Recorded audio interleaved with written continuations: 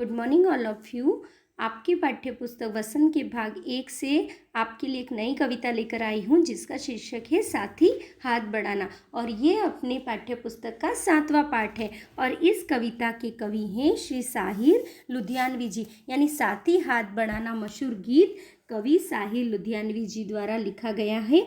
और ये एक प्रसिद्ध गीत है। इस गीत यानी आपने एक पुरानी मूवी में भी ये गीत सुन रखा होगा, साथी हाथ बढ़ाना एक अकेला थक जाएगा। या फिर आपने पुरानी स्टोरी सुन रखी होगी बेटा कि एक शिकारी जब एक पक्षी को जाल में कैद कर लेता है, लेकिन वो पक्षी जाल से निकल नहीं पाता है, तब सारे पक्षी झुंड बनाकर आते और जाल समेत उस पक्षी को लेकर उड़ जाते। यानी इस कविता में यही कहना चाह रहा है कि व्यक्ति अगर अकेला काम करेगा तो वह थक जाएगा। उसके बनिस्पत अगर व्यक्ति प्रत्येक कार्य को मिलजुल कर आपसी सहयोग से करेगा तो वह किसी भी कार्य को करने में आसानी से कर लेगा और वह जल्दी थकेगा भी नहीं। तो कविता की पंक्तियों को पढ़ते हुए अपन कहते हैं कि साथी हाथ बढ़ाना एक अकेला थक जाएगा, मिलकर बोझ उठाना साथी हाथ बढ़ाना। हम मेहनत वालों ने जब भी मिलकर कदम बढ़ाया, सागर ने रास्ता छोड़ा पर्वत ने शीश झुकाया।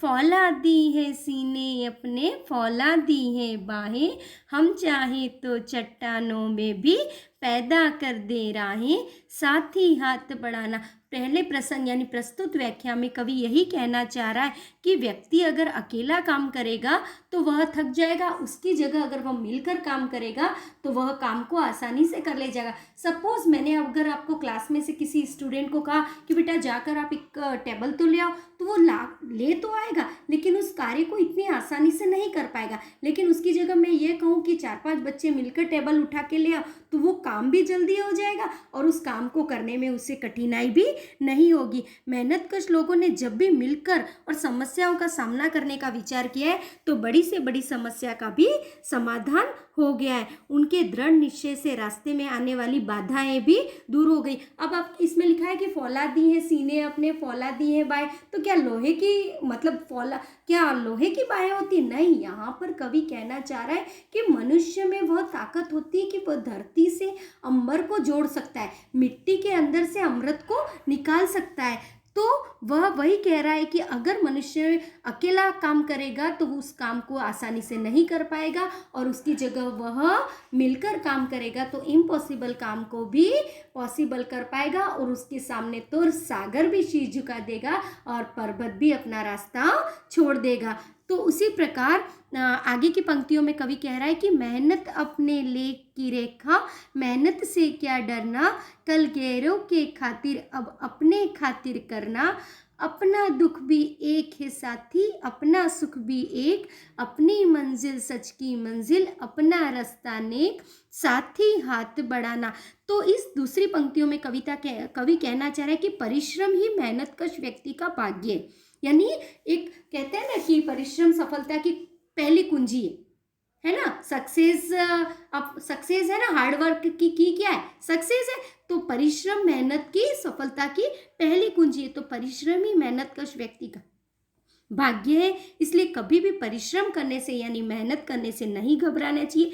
पहले मेहनतकश लोगों ने दूसरों के लिए, यानी जब हम 1945 15 अगस्त से पहले हमारा देश आज़ाद नहीं था, तब हम क्या करते थे? दूसरों के लिए पराधीन थे। हम दूसरों के लिए अपने आप को समर्पित कर दिया था। लेकिन आज हम खुद के लिए मेहनत करेंगे। यानी पहले मेहनतकश लोगों ने पराधीनता के समय विदेशियों के लिए परिश्रम किया था, लेकिन अब समय है कि जब वह अपने लिए, अपनी और अपने देश की उन्नति के लिए कार्य और मेहनत करे। मेहनतकश करने वाले लोगों का सुख भी एक होता है और दुख भी एक होता है। एक से एक मिले तो कतरा बन जाता है दरिया, एक से एक मिले तो जर्रा बन जाता है सहरा, एक से एक मिले तो राई बन जाती है पर्वत, एक से एक मिले तो इंसान बस में कर ले किस्मत, साथी हाथ बढ़ाना।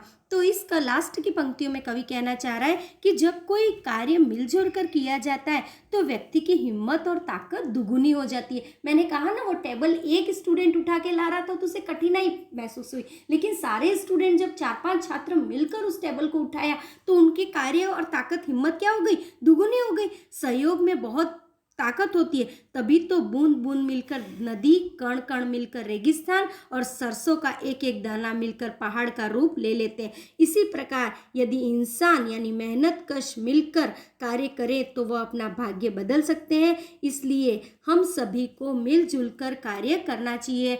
तो बेटा आज की इस पंक्तियों में यानी इस कविता के माध्यम से मैं आपको यही कहना चाहती हूँ कि इस जो कोरोना की महामारी की वजह से आप लोग घर पे बैठे हुए, लेकिन मेहनत करना मत भूलना।